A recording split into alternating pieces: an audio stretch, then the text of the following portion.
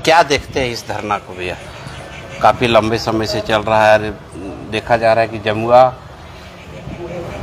धरना स्थल बन गया है। ये आए दिन विभिन्न मांगों को लेकर के, भ्रष्टाचार को लेकर के धरना पर लोग बैठते हैं। क्या कहेंगे? देखिए, सरकार जो भी वर्तमान में है, सामने आएगा, उसका आईना है ये कि सरकार किस तरह से चल रही है, इसका आईना है। कोई भी मांग हो, जनहित का मांग है ये। और तमाम जो मैं अभी बिंदुवार देख रहा हूँ, 15 मांगे हैं, और ये 15 में 15 मांगे एक जेन्युइन मांगे हैं, जिसके लिए मांगने की आवश्यकता नहीं थी। ये स्वचालित ऐसे ही होना चाहिए था कि भाई लाभुकों को अनाज मिले, भाई मैया सम्मान से जो वंचित है, जो रखती है आहारता, उसको मिलना चाहिए मैया सम्मान। ये सारी मांगे इसी तरह से है, जिसको सरकार स्वतः संज्ञान लेना चाहिए और प्रशासनिक पदाधिकारियों को स्वतः ये काम करना चाहिए। अब इसके लिए युवाओं को अनशन में बैठना पड़ रहा है, धरने पे बैठना पड़ रहा है, और वो भी 16-16 दिन हो गए और पदाधिकारी सोए हैं अपनी मस्ती में। कोई आहट नहीं है, कोई छटपटाहट नहीं है। तो आप समझ सकते हैं कि ये सरकार किस रूप से चल रही है और क्या सरकार का निर्देश है ऐसे भ्रष्ट पदाधिकारी। इसलिए है लक्ष्मण जी, चूंकि सभी की संलिप्तता है। अब जैसे ये खदान की मांग कर दी है, ये सामुदायिक स्वास्थ्य केंद्र की मांग कर दिए हैं, तो ये आईना दिखा रहे हैं कि भाई सरकार आपके चेहरे में कहां कहां दाग और धब्बे हैं, इसको आप ठीक कीजिए। चूंकि आपके इस दाग धब्बे से जनता आहत है, आम लोग आहत है। जो आप अबुआ सरकार की बात करते हैं, वो अबुआ दुखित है आपके इस रवैये से। इसलिए ये धरना है। और मैं तो निवेदन करूंगा और आग्रह भी करूंगा कि ऐसे तमाम धरने जो जनहित के लिए जहां भी होता हो, हालांकि पूरे राज्य की स्थिति आप यही देख रहे हैं, जमुआ एक बानगी है। जमुआ थोड़ा ज्यादा करप्टेड जगह है, क्योंकि यहाँ पे करप्ट लोगों का ज्यादा जमवाड़ा होता है। लगता है कि यहाँ कोई एमसीसी का प्रॉब्लम नहीं है, यहाँ बड़ा प्रखंड है, यहाँ पे कोई आवागमन का प्रॉब्लम नहीं है, लोग सहजता से पैसे देते हैं, यहाँ कोई दबंग लीडर नहीं है जो हमसे सवाल करे। तो इन सारी चीजों के लिए भ्रष्ट पदाधिकारियों का ये शुरुआत से ही अड्डा जमुआ रहा है। और इधर इस सरकार में ये अड्डाबाजी ज्यादा हो गया भ्रष्ट पदाधिकारियों को, तभी वो इतना निष्ठुर हो सकते हैं। कोई व्यक्ति अपना घर द्वार छोड़ करके, जुआ लोग धरने पे बैठे हुए हैं, आपके दरवाजे पे बैठे हुए हैं, ऐसे भी अगर आप मानव हैं और आप इधर से गुजरते हैं, आप बीडीओ हैं, चाहे सीओ हैं, चाहे दरोगा है, चाहे एसडीपीओ, चाहे कुछ भी है, आपको शर्म तो आनी चाहिए, लज्जा तो आनी चाहिए। उस शर्म और लज्जा से तो अपने पदाधिकारियों से अवगत कराते कि भाई इसके लिए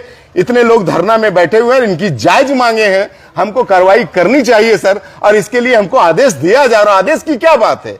ये आपका ड्यूटी के पोर्टफोलियो में है। भाई अवैध कहीं क्रेशर चल रहा है, अवैध कहीं खदान चल रहा है, तो ये आपकी ड्यूटी है।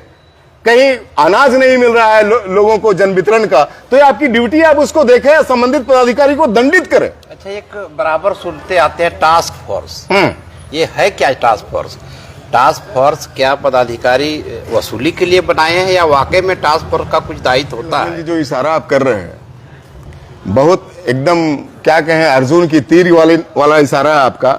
और मैं समझता हूं, जहां तक मैंने आपकी बातों को समझा, ये जन वितरण के टास्क फोर्स से आप ज्यादा ताल्लुकात वाली बात कह रहे हैं। मैंने देखा है, बहुत वर्षों से मैं देख रहा हूं कि जब इस तरह का धरना प्रदर्शन होता है, कोई नेता आते हैं, मैं नाम नहीं लेना चाहता, और वो अपने प्रभाव से डरा करके, धमका करके, सहला करके, फुसला करके एक झूठ मूठ का लिखित आवेदन, आश्वासन दे करके धरना तोड़वा देते हैं और कहते हैं मैं इसको कमेटी बैठा करके जांच करवा रहा हूं, जांच में जो दोषी होंगे उस पर कार्रवाई होगी। और आज तक उस जांच का फलाफल नहीं आता है, किसी पे कार्रवाई नहीं होती है। तो ये सहज ही समझा जा सकता है, जो रांची से जो टीम आती है, जो तथाकथित आप टास्क फोर्स कर रहे हैं, या जो जिले से टीम आती है, वो अपनी उगाही के लिए आती है कि भाई हम आ गए हैं, हमारा दायित्व ही है। उसको लगता है कि कोई अनिश्चितकालीन कोई धरना प्रदर्शन करे और हमें अवसर मिले। ये ऐसे लोग हैं और ये वसूली के लिए आते हैं। कहीं से भी आपको कोई रिजल्ट आता नहीं दिखता होगा कि बेसिक जो प्रॉब्लम है वो हल होता हुआ आपको नहीं दिखेगा। कभी आपको ये नहीं लगता होगा कि टास्क फोर्स आया, रिपोर्ट दिया और अब लाभुकों को अनाज मिलना शुरू हो गया, अब कहीं कोई प्रॉब्लम नहीं है। ऐसा कभी आप अपने रिपोर्टिंग के जीवन में नहीं देखा होगा। प्रॉब्लम जस का तस रहता है, हाँ उस व्यक्ति का भी हिस्सा पहुंच जाता है। यही तो टास्क फोर्स है इस सरकार में।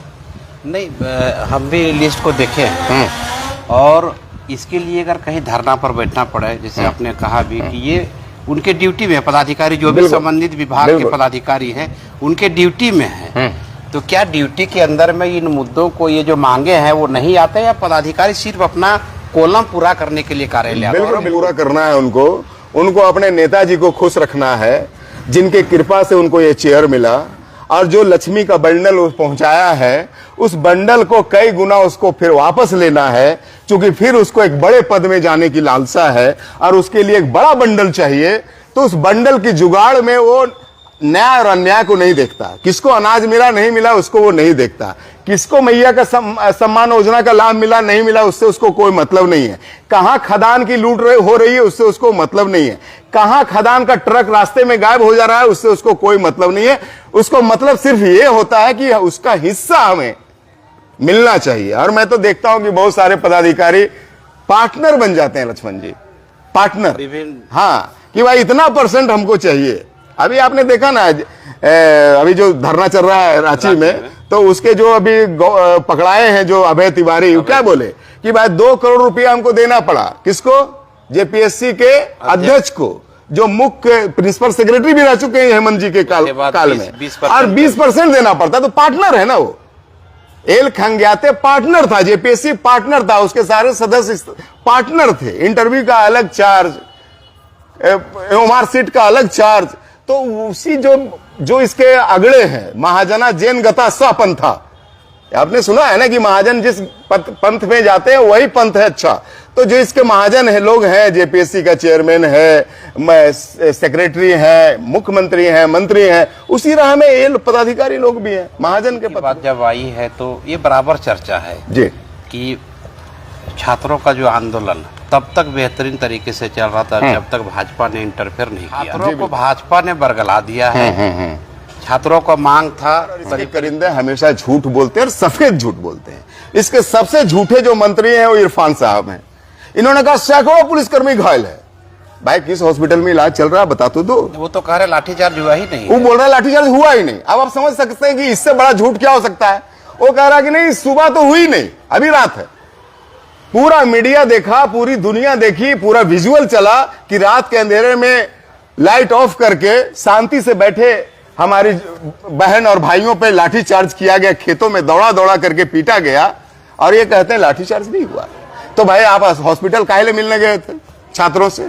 और पुलिस सैकड़ों अगर घायल है तो उन पुलिसकर्मियों से कब मिलने जाइएगा आप? तो ये तो झूठ का पुलिंदा ही सरकार है। इसका तो कोई बातें मतलब नहीं कीजिए आप कि कितने झूठे हैं ये लोग।